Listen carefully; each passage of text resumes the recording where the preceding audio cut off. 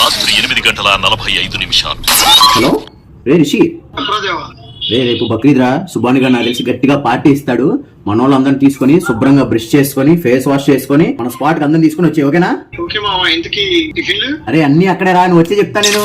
మధ్యాహ్నం 1:30. ఇంకా ఎంతసేపు రా? బాగా ఆకలేస్తుంది నాకు.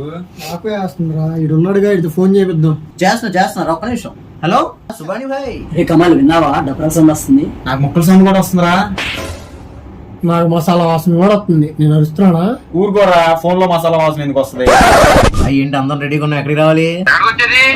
అదేంటి భాయ్ బక్రీద్ కదా ఈరోజు. ఏ బాబు, నాకే దిక్కులేక నేను మా మామ ఇంటికి వచ్చాను. ఇప్పుడే ఫుల్ గా మటన్ బిర్యానీ తిన్నాను. పెట్టి